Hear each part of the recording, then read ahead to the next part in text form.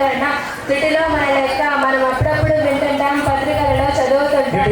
త్రుటిలో తప్పిన ప్రమాదమని. అసలు ఈ త్రుటి అంటే ఏమిటి?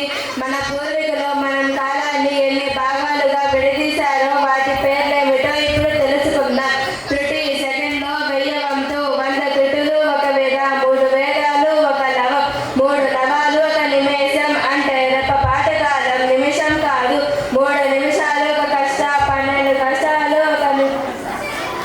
1 నిమిషం, 15 కష్టాలు 1 లఘువు, 15 లఘువులు 1 దండం, 2 దండాలు 1 ముహూర్తం, 2 ముహూర్తాలు 1 ప్రహారం, 4 ప్రహారాలు 1 నాళిక, 7 నాళికలు 1 పక్షం, 2 పక్షాలు 1 నెల, 2 నెలలు 1 ఋతువు, 6 ఋతువులు 1 సంవత్సరం, 10 సంవత్సరాలు 1 దశాబ్దం, 10 దశాబ్దాలు 1 శతాబ్దం, 10 శతాబ్దాలు 1 సహస్రాబ్ది, 100 సహస్రాబ్దీలు 1 కర్వ.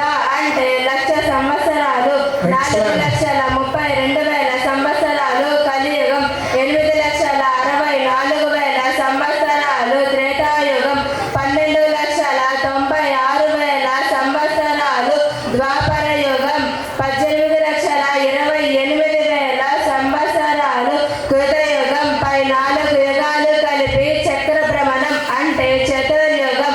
71 చక్ర భ్రమణాలు 1 మన్వంతరం, 14 మన్వంతరాలు 1 కల్పం. 200 కల్పాలు అయితే బ్రహ్మరోజు, 365 బ్రహ్మ రోజులు బ్రహ్మ సంవత్సరం, 100 బ్రహ్మ సంవత్సరాలు బ్రహ్మ సమాప్తి. 1 బ్రహ్మ సమాప్తి విష్ణువు పూట, మరో బ్రహ్మ ఉద్భవం విష్ణువుకు మరో పూట.